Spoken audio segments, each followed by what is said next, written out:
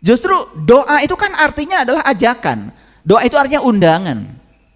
Doa itu justru merasakan kehadiran dia, sang keberadaan, karena kehadirannya itu sudah cukup membuat segala sesuatu terjadi. Nah, ini harus ada pelatihan khusus.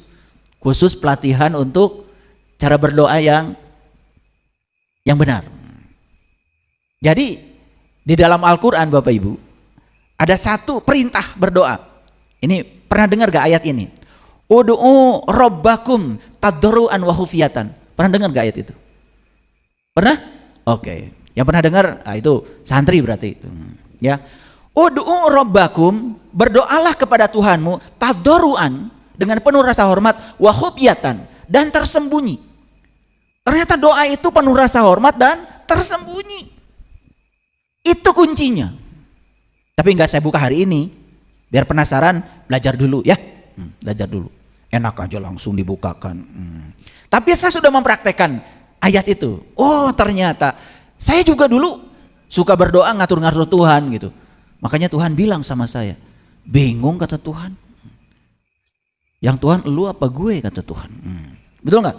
Katanya berserah diri kepada Allah, tapi malah kita ngatur-ngatur Allah, kan begitu. Saya tidak melarang berdoa, tapi berdoalah dengan syarat yang disampaikan Allah dalam Al-Quran. Ud'u rabbakum tadarruan wa khufyatan. Berdoalah kepada Tuhanmu, satu tadarru, penuh rasa hormat, yang kedua wa khufyatan, dan tersembunyi. Nah, ini harus dikaji khusus teknik berdoa ini. Mungkin harus dibikin pelatihannya, karena tidak akan cukup dibongkar di kajian umum seperti ini. Saya tunda dulu yang itu ya. Oke. Nah, para psikolog membuat istilah untuk manusia. Ada istilah dalam psikologi, itu namanya hipokrit. Hipokrit itu apa?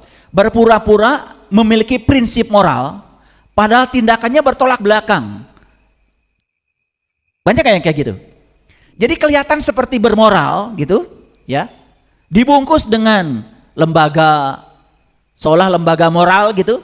Dibungkus dengan kain kehormatan, seolah bermoral gitu. Tetapi ternyata di dalamnya busuk dan bertolak belakang.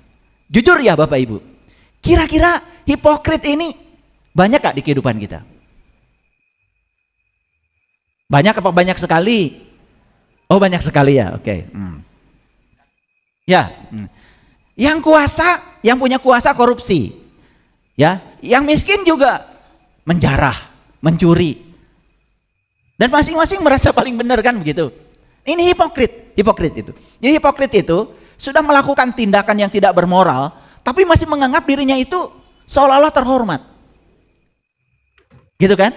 Jadi kalau sudah pakai baju orange pun masih melambai-lambai kayak pahlawan. Itu hipokrit. Nah, kenapa muncul mentalitas yang hipokrit ini? Kalau kita telusuri, apakah dia tidak beragama? Beragama. Apakah dia tidak mengaku orang beriman? Beriman. Betul nggak? Bahkan kejadian-kejadian yang amoral justru terjadi bahkan di tempat-tempat yang oleh masyarakat dianggap sebagai tempat yang bermoral. Gak usah saya jelaskan ya, sudah pada mengerti. Sampai sini ngerti ya? Nah, sekarang pertanyaannya, gak usah buat orang lain. Apakah saya hipokrit? Kan gitu. Kita berpenampilan religius, ya. Kita juga menjalankan ritual agama setiap hari. Tetapi ternyata di sini masih ada kebencian, tidak suka orang lain bahagia, masih tidak bisa menerima perbedaan. Masih ada nggak dalam diri kita yang semacam itu? Masih hipokrit. Itu hipokrit maksudnya, ya. Jadi ada sesuatu di luar dengan di dalam berlawanan gitu loh. Betul nggak? Ya, untung aja Allah itu hebat ya. Sampai sekarang aib-aib kita disembunyikan sama Allah sehingga kita hari ini masih terhormat. Padahal kita ini hipokrit sebetulnya. Nah, sengaja saya tampilkan istilah psikologi supaya kita paham dan sadar. Oke. Baik Bapak Ibu, kita mulai. Saya akan memulai kajian hari ini dari Quran surah Al-Baqarah ayat yang ke-8. Yuk, ayat ini sudah familiar dengan kita, tapi kita masuk lebih dalam sedikit. Ya. Auzubillahi minasyaitonirrajim. Bismillahirrahmanirrahim. Wa minan nasi may yaqulu amanna billah. Di antara manusia ada yang mengatakan. Wa minan nasi may yaqulu, di antara manusia ada yang mengatakan, amanna billah, kami beriman kepada Allah, wa bil yaumil akhir, dan hari kemudian. Tapi kata Allah, wa ma hum bimu'minin, padahal mereka itu sesungguhnya bukan orang-orang yang beriman. Clear ya? Nah, ada pertanyaan ini. Pertanyaan. Coba Bapak Ibu dengarkan pertanyaan saya. Bapak Ibu mengawali iman. Mengawali iman. Sejak kapan? Kita kan cuma karena Bapak Ibu saya beragama X, maka saya ikut agama Bapak Ibu saya. Walaupun Bapak Ibu saya pun tidak pernah mengajarkan yang sesungguhnya kan. Disuruh iman, iman aja kan? Betul nggak? Padahal iman itu adalah meyakini yang belum terlihat sampai bisa melihat yang diyakini. Bapak Ibu meyakini yang belum terlihat? Yes. Tapi sekarang sudah nggak melihat yang diyakini? Sudah belum? Belum? Oke, nggak apa-apa. Jadi banyak gak orang yang mengaku beriman? Banyak? Ya. Kalau mengaku itu kan harus diaku Bapak Ibu, setuju nggak? Setuju ya? Mengaku itu kan harus diaku. Cukup gak mengaku kalau nggak diaku? Nah sekarang Bapak Ibu mengaku beriman kepada siapa? Kepada siapa? Kepada Allah? Pertanyaannya ada lagi. Emang udah tahu, udah kenal, betul nggak? Nah, kebanyakan manusia mengaku beriman itu hanya kepada dirinya sendiri dan kepada orang di sekitarnya bahwa saya beriman. Setuju? Nah, ini masuk di ayat ini. Kata Allah, di antara manusia ada yang mengatakan kami beriman kepada Allah dan hari kemudian, padahal mereka itu bukan orang yang beriman. Nah, kira-kira bisa nangkep nggak ayat ini? Kenapa Allah bilang begitu? Kenapa Allah bilang begini? Dan ini di permulaan surat Al-Baqarah. Ada yang bisa menjawab? Kenapa Allah bilang begini? Karena faktanya ada. Realitanya ada. Betul nggak? Oke, saya lanjutkan dulu. Kalau gitu, saya mau bongkar nih rahasianya. Kita coba kita lihat ciri-ciri orang yang ada di fase ini. Ulangi ya, ayatnya diperjelas dulu. Masih ingat yang tadi? Di antara manusia ada yang mengatakan kami beriman kepada Allah dan hari kemudian. Kata Allah, wa mahum bimu'minin, sesungguhnya mereka bukan orang yang beriman. Jadi kira-kira yang dibicarakan oleh Allah ini orang sudah beriman belum? Belum kan? Baru mengaku beriman. Clear? Oke, perlu nggak saya jelaskan ciri-cirinya? Oke, kita bongkar sekarang. Ciri orang yang mengaku beriman ini seperti apa kata Quran? Yuk, kita bongkar rahasianya sekarang. Ini saya tutup dulu dan saya masuk pada Al-Quran yang sudah saya tampilkan itu. Yuk kita buka dari sini. Bapak Ibu lihat saya semuanya, lihat saya ingin dilihat. Ya saya semuanya. Iman itu kata Nabi Muhammad, al iman tasdikun bil qalbi wa ikrarun bil lisan wal amalun bil arkan. Jadi iman itu mulanya dari pembenaran oleh kolbu, lalu meluncur ke dalam lisan, lalu puncak akhirnya adalah perbuatan. Yes? Nah tadi sudah saya jelaskan ya, ciri-ciri orang yang beriman. Sedikit menurut Al-Quran, sedikit menurut hadis-hadis Nabi. Yes? Oke. Nah, jadi selaras kan? Antara kolbu, ucapan, dan pikirannya selaras. Kolbu itu sudah saya ulang-ulang berkali-kali. Dia punya fungsi 3. Itu dijelaskan di Quran surat Al-A'raf ayat 179. 3 fungsi kolbu. Yang pertama, memahami. Yang kedua, melihat. Yang ketiga, mendengar. Makanya ada kata-kata bijak, belajar melihat tanpa mata. Belajar memahami tanpa pikiran. Itu maksudnya kita belajar melihat dengan kolbu, belajar mendengar dengan kolbu, belajar memahami dengan kolbu. Itu yang disebut dengan intelijensia, kecerdasan yang melampaui intelektualitas. Ini tidak bisa diajarkan di universitas. Universitas kebanyakan hanya mengajarkan intelektualitas. Akibatnya orang sekolah tinggi, menjabat jabatan tinggi, tetap aja korupsi. Intelektualitas itu bukan kesadaran, Bapak Ibu. Kesadaran itu intelijensia.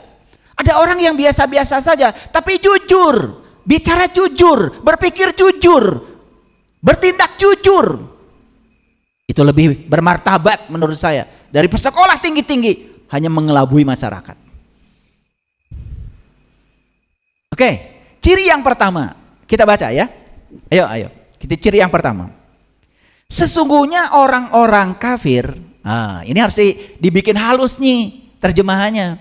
Karena kalau kata kafir tidak diterjemahkan, apalagi kita menganggap orang kafir itu adalah orang lain yang berbeda keyakinan dengan kita, ini menurut Menteri Agama yang sekarang, ini tidak lembut. Oke, kafir itu bahasa Arab, Bapak Ibu.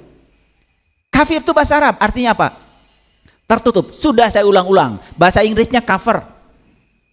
Bahasa sepak bolanya kiper. Bahasa pasarnya koper. Bahasa gaulnya kuper. Makanya kalau kurang gaul juga itu kuper. Ya. Kafir. Tapi kafir itu artinya tertutup. Sekarang coba perhatikan.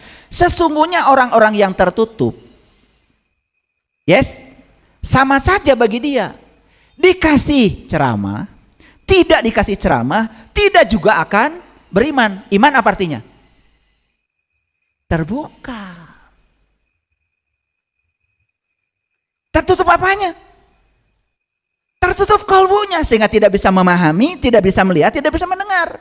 Coba Bapak Ibu, kalau kelopak mata kita ditutup, saat ini langsung kita kehilangan pandangan. Sehingga kita hanya menerka-nerka kan? Kalau ini tertutup. Jangan-jangan iman kita cuma menerka-nerka. Dalam bahasa Quran itu yang disebut dengan zon. Wa may yattabi'u aktsarhum illa zon. Sesungguhnya manusia kebanyakan meyakini sesuatu karena zon aja, prasangka. Prasangka itu adalah persepsi. Prasangka itu opini, buatan kita. Itu buatan pikiran. Oke, lanjut dulu. Jadi ciri orang yang tertutup nih pandangan kolbunya, dia dikasih ceramah, tidak dikasih ceramah, tetap saja tertutup. Jadi terjemahnya apa? Sesungguhnya orang-orang yang tertutup sama saja bagi dia. Dikasih peringatan, tidak dikasih peringatan, tidak juga akan terbuka. Jujur Bapak Ibu sekarang, setelah dengar peringatan dari sini, masih tertutup atau sudah terbuka? Oke, lumayan itu. Sudah naik sedikit nih, udah naik sedikit. Tapi kalau dikasih peringatan, tidak dikasih peringatan aja tertutup. Apalagi tidak dikasih peringatan, tetap tertutup. Nah, ini ciri yang pertama. Ayo simpulkan. Orang-orang yang mengaku beriman tapi masih tertutup, cirinya apa? Dikasih peringatan, tidak dikasih peringatan, tetap saja tertutup. Apa maksudnya? Bapak Ibu, ceramah-ceramah agama itu tidak akan membuat seseorang yang tertutup menjadi terbuka. Coba Bapak Ibu, pidato di depan pintu yang tertutup, terbuka enggak? Wahai pintu, terbukalah. Saya mau masuk pintu. Terbuka enggak? Mau ceramah sampai kiamat. Berbusa mulut kita, tidak akan. Coba ambil kuncinya, masukkan ke lubangnya, jetrek dibuka. Jadi cara untuk membuka itu tidak cukup dengan ceramah. Clear sampai sini? Oke. Dan selama ini kita menganggap kalau sudah dengar kajian, sudah pencerahan, belum.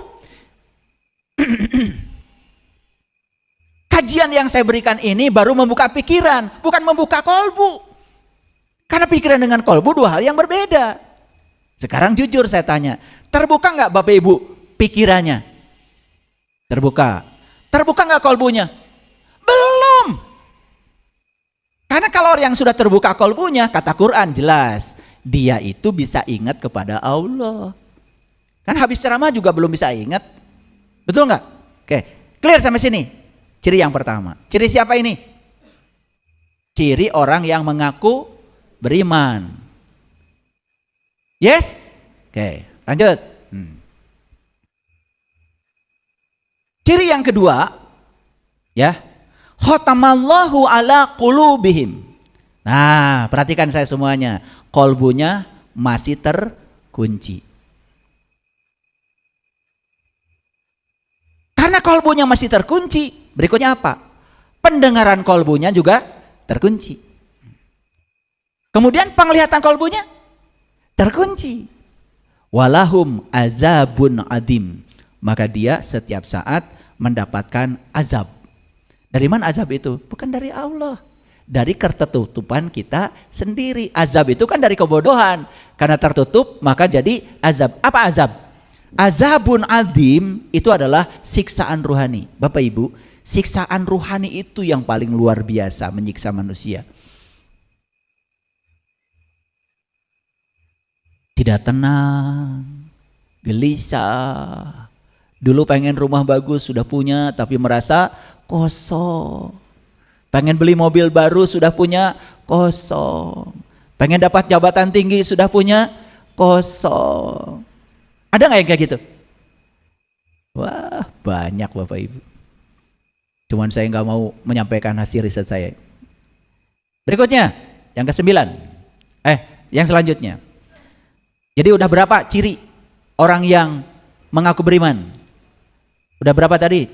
2 ya? 1, dikasih peringatan, tidak dikasih peringatan tetap tertutup. Tidak bisa membuka diri pada orang lain, malah menyerang orang, malah menyalah-nyalakan orang. Bukan sadar. Banyak kayak gitu Bapak Ibu. Banyak banget. 2 tadi, apa? Terkunci kolbunya, sehingga terkunci pendengarannya, terkunci penglihatannya. Maka gara-gara dia terkunci di situ, dia setiap hari mengalami azabun adim, tersiksa batinnya, mengalami kehampaan yang luar biasa. Banyak kayak gitu? Banyak Bapak Ibu. Gampang lihat orang yang tersisa batinnya. Gampang. Wajahnya serem. Mau dibedakin kayak Pinocchio pun tetap serem. Yang berikutnya, ciri yang ketiga, perhatikan. Yukhadi'unallaha walladina aman. Mereka itu dengan mengaku beriman seolah-olah sedang menipu kepada Allah, sedang menipu kepada manusia. Tapi kata Allah apa? Wa ma yakhda'una. Padahal mereka sebetulnya menipu illa anfusahum, dirinya sendiri. Wa ma yash'urun, cuma mereka tidak sadar. Kan orang yang mengaku beriman itu nggak mau disebut tidak beriman, betul nggak? Dan kalau ditanya, kau beriman? Saya beriman.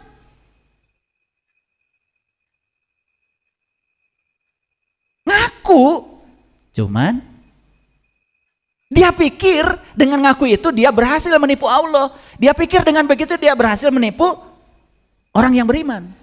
Padahal kata Allah, kamu menipu diri kamu sendiri. Wa ma yash'urun, cuman kamu tidak sadar. Jadi ciri yang ketiga, catat apa? Dengan mengaku beriman, dia berharap bisa menipu Allah. Bisa menipu orang lain yang benar-benar imannya. Padahal dia menipu dirinya sendiri. Sadar nggak? Gak sadar. Pernah nggak Bapak Ibu membaca ayat Al-Quran sedetil ini? Pernah nggak? Pernah. Kapan? Ya sekarang. Sekarang, ya. Di sini, ya. Makanya beruntung ya. Oke, sudah berapa? 3. Sekali lagi, ini ciri siapa? Ciri orang yang mengaku beriman. Ada nggak ciri itu pada diri kita? Ada. Itulah fase 1. Berarti kita berada di fase belum beriman, baru fase mengaku beriman. Ini fase 1, Bapak Ibu. Nah, kira-kira bisa ditebak nggak fase 2 dan fase 3-nya? Setelah fase ini lewat dan disadari, baru akan masuk fase 2, yaitu fase mengawali iman. Tapi ada fase yang ketiga yang lebih berbahaya lagi. Fase setelah mengawali iman. Apakah orang yang mengawali iman akan terus beriman? No, nanti kita buka ayatnya. Tapi sudah ada gambaran? Fase 1 apa? Mengaku beriman. Sudah beriman? Belum. Fase 2? Mengawali iman. Sudah beriman? Sudah, tapi awal iman. Nah, fase ketiga barulah disebut fase orang yang beriman. Nanti kita bongkar ciri-cirinya. Yes, sampai sini. Clear? Sederhana? Oke, sudah berapa ciri? 3. Lanjut. Ciri yang keempat. Fi qulubihim maradun. Nah, di dalam kolbunya ada penyakit.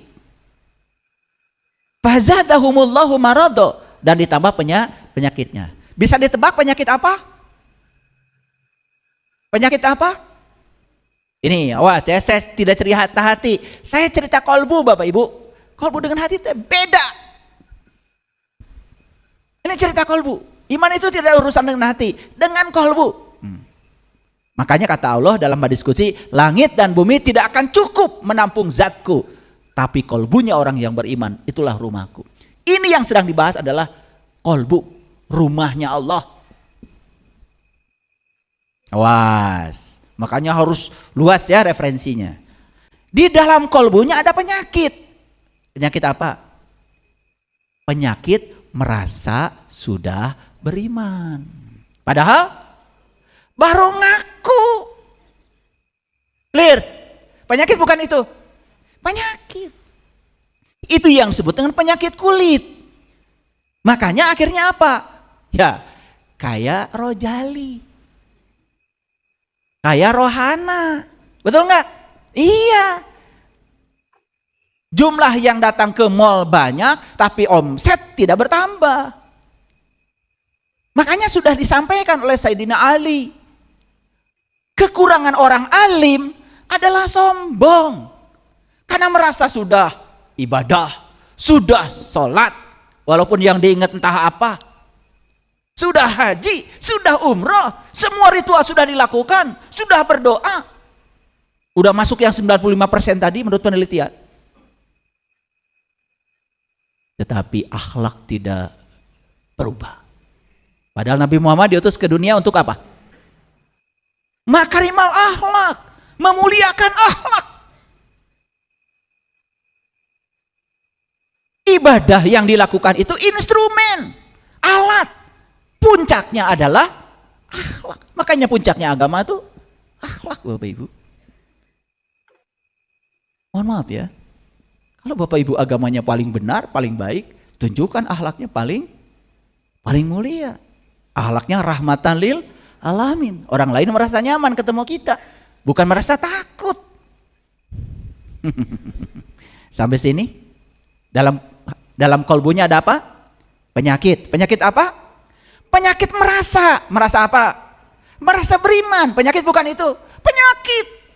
Nah, karena berpenyakit itu menular, maka fazadahumullahu marado. Ditambah lagi penyakitnya. Walahum azabun alim bima kanu yaksibun. Mereka mendapatkan siksa yang pedih dari penyakitnya itu. Walahum azabun alim. Walahum azabun alim bima kanu yaksibun, disebabkan mereka berdusta. Apa dustanya Bapak Ibu? Jelas, mengaku beriman. Makanya jangan kemana-mana kalau ngaji. Fokus di ayat ini, fokus.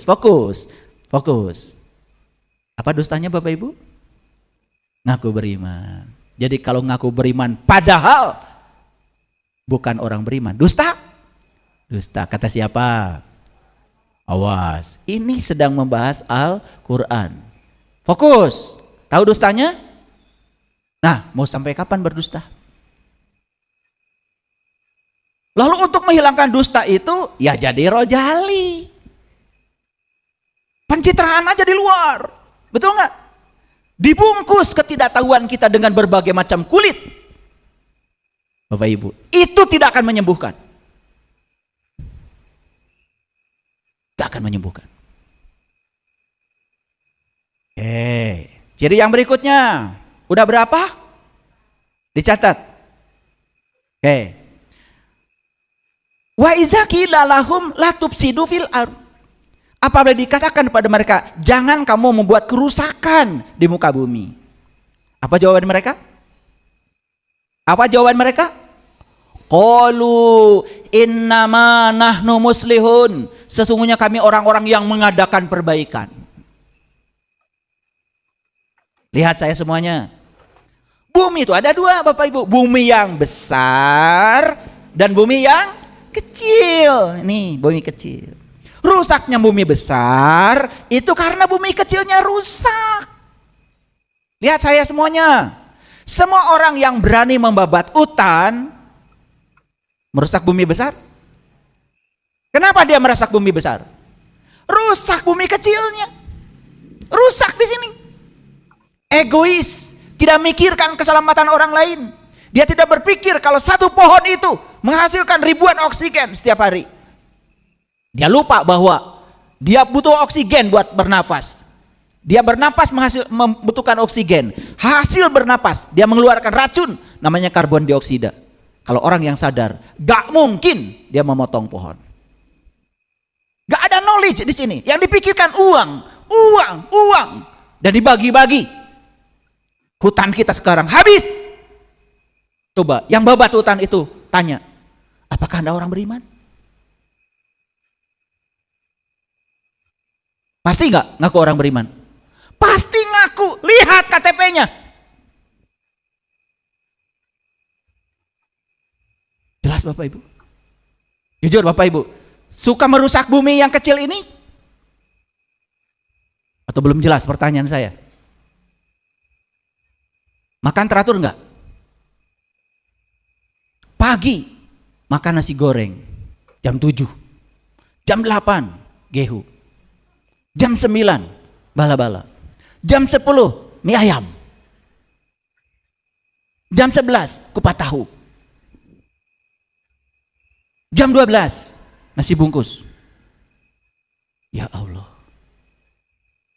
makan tubuh kita jadi rusak. Kolesterol tinggi, hipertensi, kadar gula naik, trigliserida naik, asam urat, leungeun cara rangkel, siram asup kan leungeun. Coba Bapak Ibu, suka merusak ke bumi ini.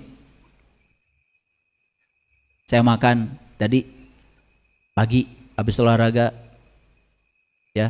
Sebelum olahraga saya minum dulu minyak zaitun 1 sendok. Saya minum madu 1 sendok. Minum air mineral 600 ml. Olahraga. Jadi sudah dikasih dasar perut kita. Habis itu makan jus 8. Jus 8 sudah saya ungkapkan berkali-kali. Gampang, apel Malang, Sunkist, wortel, ya, bawang bombay, untuk jantung, kunyit, jahe, nanas sedikit, kasih madu. Jus, blender, minum. Habis itu makan paling tidak 3 jenis buah, warnanya beda-beda. Silakan pilih.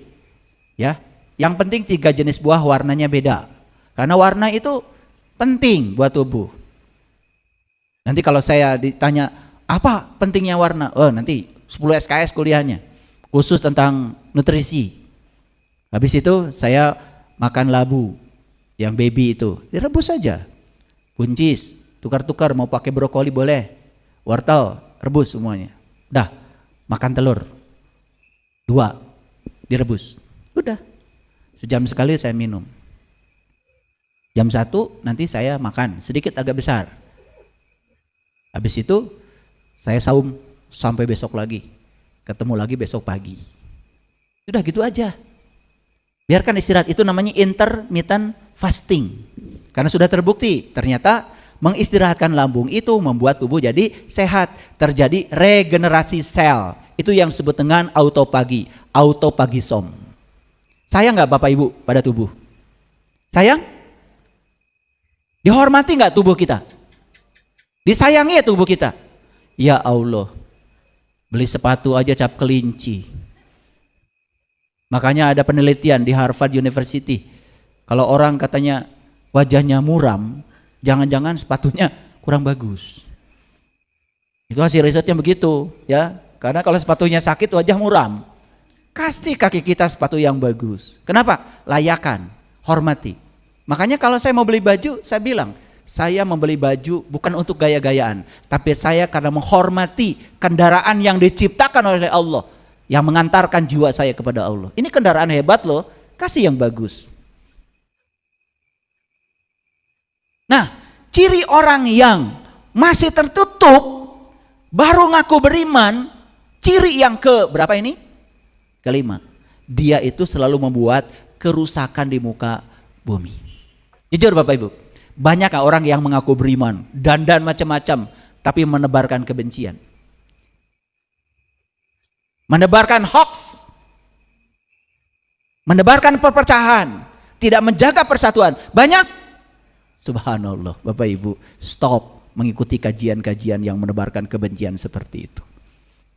Merasa kelompoknya paling benar, di luar kelompoknya salah semua. Makanya tempo hari ada satu pengajian di mana di situ terjadi saling bunuh. Apa itu? Kajian apa? Bikin kerusakan nggak Bapak Ibu? Yuk sekarang lihat saya semuanya. Mulai di sini bikin supaya ini jadi surga bagi kita. Kasih makanan yang enak, kasih baju yang enak. Gimana caranya? Pantaskan, ada rezekinya. Rubah kata-kata yang membatasi menjadi kata-kata yang memberdayakan. Jangan bilang, wah saya tidak mungkin, wah itu sulit. Jangan begitu. Itu mungkin, itu mudah, pasti ada jalannya. Saya kuat, saya tabah, Allah bersama saya. Bilang sama masalah, hei masalah, saya punya Allah yang maha besar. Jangan bilang sama Allah, ya Allah saya punya masalah yang berat. Jangan. Kata Allah, kamu sudah merendahkan aku. Di mana akbarnya Allah? Jangan bilang, ya Allah saya punya masalah yang besar. Jangan bilang begitu lagi.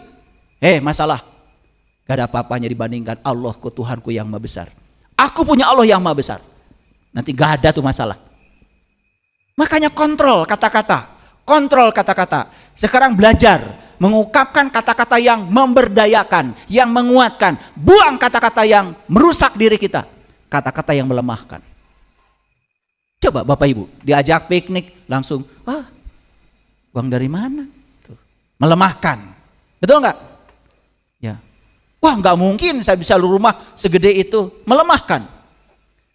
Tapi ingin kaya, ingin hidup bahagia, tapi yang keluar dari mulut kata-kata yang merusak, kata-kata yang melemahkan. Ini ciri orang yang masih tertutup pandangan kolbunya, belum beriman. Orang beriman kata-katanya menguatkan. Orang beriman kata-katanya optimis. Begitu nggak Bapak Ibu? Bongkar sekarang, bongkar ya. Semua program-program yang membatasi di pikiran kita, yang diwariskan Bapak Ibu kita, buang semuanya. Kalau pernah dengar orang tua bilang, cari uang itu susah, cari pekerjaan itu susah, hidup penuh perjuangan, itu kata-kata yang membatasi. Buang itu. Ya, buang itu. Bagaimana uang mau rindu sama Anda? Ini dari tadi M-banking saya ter. Iya, getar terus itu. Saldo naik terus itu. Saya membicarakan ini Bapak Ibu, bukan teori. Sudah saya buktikan. Bahkan semua di komunitas saya, di Bumi Spiritual Indonesia, semua melihat, oh iya ya. Doa yang sebenarnya itu adalah getaran, energi. Dari mana mulainya? Coba belajar berbicara yang menguatkan. Saya kuat, saya bisa melewati ini. Makanya kemarin saya lihat di truk itu ada tulisan bagus. Saya mau ke Cilekong kemarin ngasih pelajaran ngariksa itu. Saya di truk lihat ada tulisan bagus. Tonga raja mun keur bagja. Tong ngeluh mun keur ripuh. Murwakanti ya. Bahasa Sunda ini. Nanti saya terjemahkan, tenang. Yang di Malaysia tenang, nanti saya terjemahkan. Yang di Singapura tenang, saya terjemahkan. Tonga raja mun keur bagja. Tong ngeluh mun keur ripuh. Nah, di bawahnya ada lagi tulisan bagja titipan. Randa ampihan. Tah eta.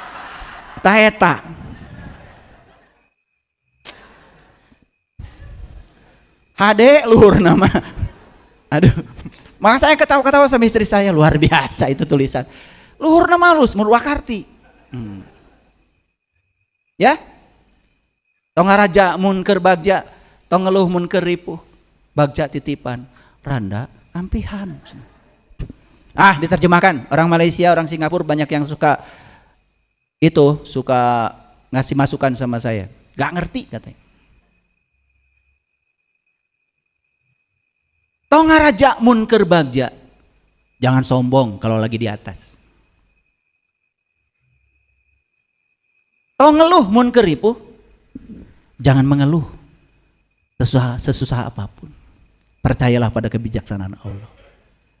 Karena bahagia itu adalah titipan. Yang terakhir, gak saya terjemahkan. Sudah berapa cirinya? Ini kalau sudah melenceng ke situ terlalu asik nanti lupa ini kajian. Sudah berapa? 5.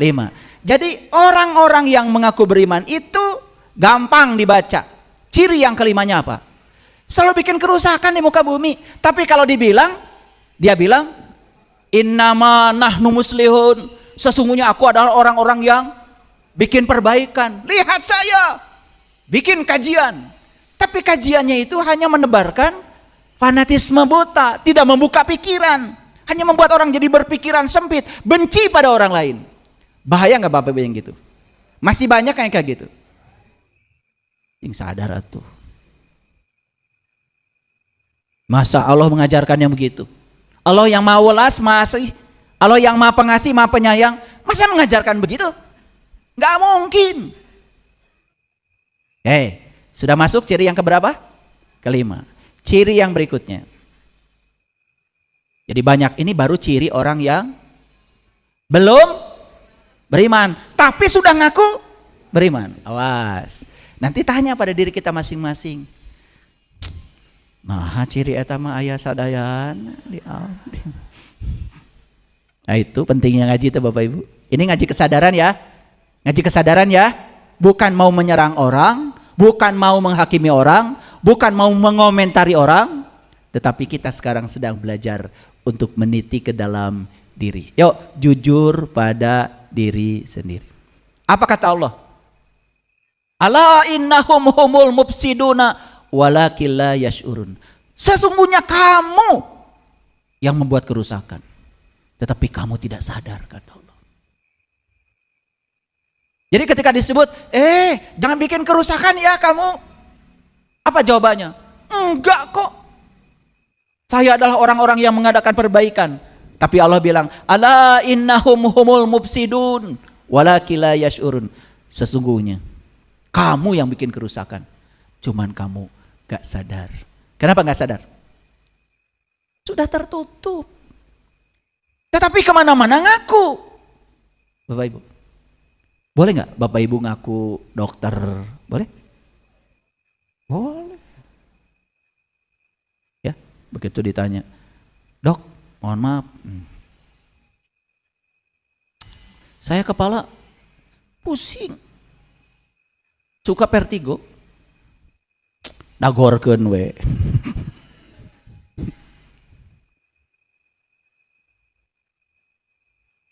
Coba Bapak Ibu, orang yang ngaku pelukis harus ada nggak buktinya? Pasti ada buktinya dong. Apa itu? Lukisan. Orang yang ngaku arsitek harus ada nggak buktinya? Harus ada. Disuruh bikin gambar bisa. Dia bisa menjelaskan, ini loh bangunan-bangunan yang sudah saya bangun. Itu baru keren.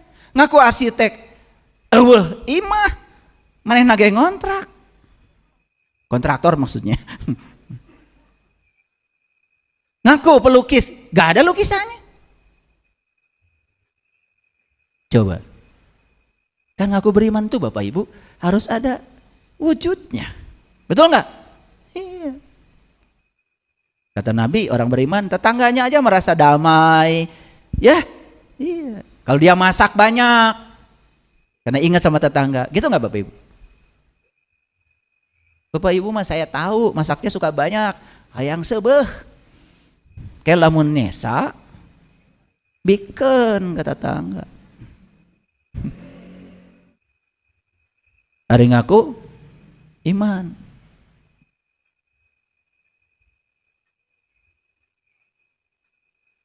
Bapak Ibu, dekat rumah saya itu sedang bikin masjid masyarakat. Yang kaya banyak, tapi nggak jadi-jadi. Karena saya bilang sama panitia, udah, mohon maaf ya, biar saya selesaikan. 17 kali 17 masjidnya.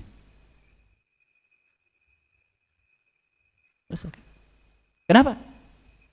Karena saya yakin, nggak pakai semoga, nggak pakai mudah-mudahan, yakin saya bisa. Tiap ada amprahan, Pak, besi buat kolom, yes. Apalagi bondex Pak, yes. Semen Pak, yes. Ah ya, rezeki. Yakin, pantaskan diri kita.